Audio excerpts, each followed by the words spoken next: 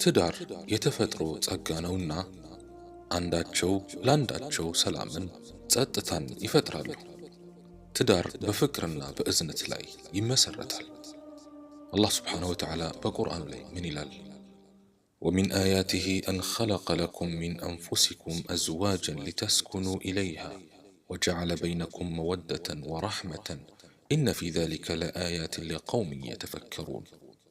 ለእናንተም ከነፍሶቻችሁ ከጎሶቻችሁ ሚስቶችን ወደ እነርሱ ትረኩ ዘንድ መፍጠሩ በመካከላችሁም ፍቅርንና እዝነትን ማድረጉ ከአስደናቂ ምልክቶቹ ነው።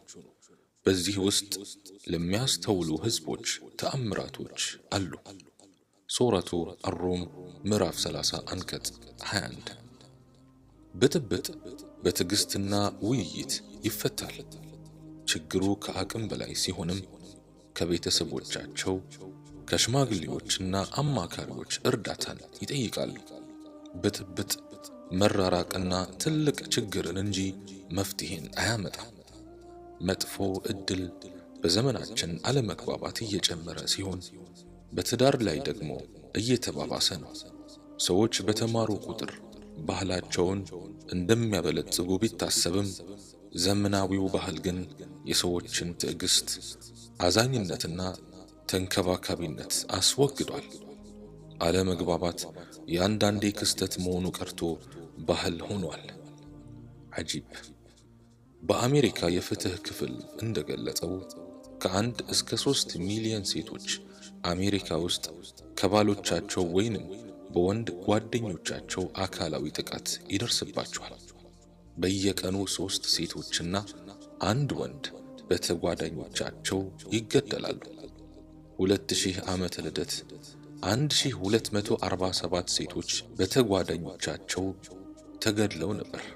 በተመሳሳይ ዓመት 440 ወንዶች በተጓዳኞቻቸው ተገድለዋል። የባለትዳሮችና በቅንፍ ውስጥ የፍቅረኞች መገዳደል ውስጥ 30 ሴቶችና 5 ወንዶች ይገዳደላሉ። በሀገራችን ያለው ሁኔታም አሳሳቢ እየሆነ መምጣቱ ግልጽ ነው። ከቅርብ ጊዜያት ወዲህ በባሎቻቸውና ወይም በቅንፍ ውስጥ በፍቅረኞቻቸው የተገደሉ፣ አሲድ የተደፋባቸው፣ ዘግናኝ አካላዊ ጉዳት የደረሰባቸው ወዘተ ሴቶች ተበራክተዋል። ሁላችንም በማህበረሰቡም ሆነ በቤታችን ስለሚከናወኑ ሰይጣናዊ ድርጊቶች በጥልቅ ማሰብ አለብን። አንደኛ፣ ማንም ሰው ቤተሰባዊ አለመግባባት በኢስላም ተቀባይነት እንዳለው ማሰብ አይኖርበትም። ኢስላም ሁሉንም አለመግባባቶች ያስወግዳል፣ በተለይ በቤተሰብ መካከል ሲሆን። ቤተሰብ የፍቅርና የእዝነት ተቋም እንጂ የጥላቻና የጭካኔ አይደለም። ባልና ሚስት በአላህ ስም ሊጠባበቁና በጥሩ ጥንቃቄ በእዝነት ሊተያዩ ከቤተሰብም ሆነ እርስ በርሳቸው ያላቸው ግንኙነት በመተማመን ማድረግ ይጠበቅባቸዋል። ነቢያችን አለይሂ ሰላቱ ወሰላም ከናንተ ምርጡ ለቤተሰቡ ምርጥ የሆነው ነው፣ እኔ ከናንተ ለቤተሰቤ ምርጥ ነኝ ብሏል። ትርሚዚ ዘግበውታል። ጥንዶች፣ ወላጆች ወይንም ልጆች እርስ በርስ መጣላት ከጀመሩ የግድ ምክር፣ እርዳታና ተገቢው እንክብካቤ ያስፈልጋቸዋል። ጥላቻና መደባበር ወይም መከፋፋት ለረጅም ጊዜ እንዲቆይ መፍቀድ አይገባም። ምክንያቱም መራራቅና ብጥብጥ ነውና የሚያመጡት። ማንም ወንድ ሆነ ሴት የራሳቸውን አስከፊ ባህሪ ሃይማኖታዊም ሆነ ባህላዊ ምክንያትና ሽፋን መስጠት የለባቸው። ሁለተኛ፣ ማንኛውንም አይነት አለመግባባቶች በቤተሰብ መካከል ከተፈጠረ የቤተሰቡ ታላላቅ ሰዎች፣ ዓሊሞችና የማህበራዊ ጉዳዮች ሰራተኞች ትኩረት ሰጥተው ሊሰሩባቸው ይገባል። አለመግባባትን ለመገሰጽም ሆነ ለማሳወቅ እፍረትና ሃይማኖታዊ ገደብ ሊይዘን አይገባም። አሳፋሪው ነገር ብጥብጥ እንጂ ብጥብጥን ማሳወቅ አይደለም። ብጥብጥን ልንቃወምና ልናስተካክለው ይገባል። የቤተሰብ ግጭት በሽታ ስለሆነ በቶሎ መታከም ይኖርበታል። ሶስተኛ፣ የቤተሰብ ውስጥ አለመግባባት አቤቱታዎች ችላ ሊባሉ አይገባም። ምንም እንኳን ያልተግባቡት ወጣቶች ድሆች ወይም ያልተማሩ ሰዎች ሊሆኑ ቢችሉም የሚያውቁ ሰዎች ይህን ወንጀል ችላ ለማለትና ለማድበስበስ አይፈልጉም፣ ሊያደርጉትም አይገባም። ሰውየው ሀብታም ወይ ድሃ፣ መሪ ወይ ተራ ግለሰብ፣ ወዳጅ ወይም ወዳጅ ያልሆነ፣ ተጣማሪ ወይም ተጣማሪ ያልሆነ ሊሆን ቢችልም እንኳን በማንኛውም ሁኔታ ከዚህ ችግር ልንማርና በቁም ነገር ልንይዘው ይገባል። አንድ ግለሰብ የመጣበት ክስ እውነት ከሆነ በስልጣኑ ከሱ ጋር ባለን ግንኙነት ወይም በዝምድናችን ምክንያት በቸልታ ማለፍ የለብንም። ፍትህ ማለት የአንድ ሰው አለማዳላት ነውና ይህን ሰው ልንረዳው የምንችለው ይህን ተግባር ደግሞ እንዳይፈጸመው ማስቆም ስንችል ነው።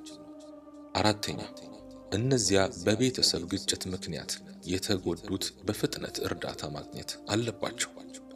መረጃዎች እንደሚያሳዩት በቤት ውስጥ አለመግባባት ሴቶች ይበልጥ ተጠቂዎች ናቸው። ስለዚህም ለዚህ ጉዳይ የተለየ ትኩረት መስጠት አለብን። ማህበረሰቡ በዚህ ጉዳይ ላይ ማምረር አለበት። ሴቶች ቤተሰባቸውን እንዳያጡ ከመፍራትና ብዙውን ጊዜ መሄጃ ስለማይኖራቸው በዚህ ጉዳይ ሲጎዱና ሲያማርሩ ይታያል። በእርግጥ ሁሉም ሰው እንዴትና ምን መወሰን እንዳለበት ያውቃል። ሆኖም አንዱ በሌላው ላይ አይወስንም። ሁሉም የዚህ ጉዳት ሰለባዎች እርዳታ በሚፈልጉበት ጊዜ መርዳት ሞራላዊም ሃይማኖታዊም ግዴታ ነው። አምስተኛ፣ ቤተሰባዊ መተሳሰብን የምናስተናግድባቸው ቋሚ ስርዓቶች ቢኖሩንም መልካም ነው። ራሳችንንና ሌሎችን እንዴት መንከባከብ እንደሚቻልና በአክብሮት ችግሮችን መፍታት እንዴት እንደሚቻል ማስተማር አለብን። ቁጣን መቆጣጠርና ሰላማዊ ጸባይ ማዳበርን ከቁርአን ሱናና ዘመናዊ የሥነ ምግባር ሳይንስ ልንማር ግድ ይላል። በአገራችን እንደዚህ አይነት የቤተሰብ አለመግባባት ሕይወታቸውን ላጡ፣ ጉዳት ለደረሰባቸው እህቶቻችን ቤተሰቦችና ለጓደኞቿ መጽናናትን ይስጣቸው። እኛንም በቀጥተኛው መንገድ ላይ እንዲያጸናን ለቤተሰቦቻችን፣ ለጎረቤቶቻችንና ለአላህ ፍጥረታት ሁሉ ጥሩ እንዲያደርገን አላህን እንለምነዋለን።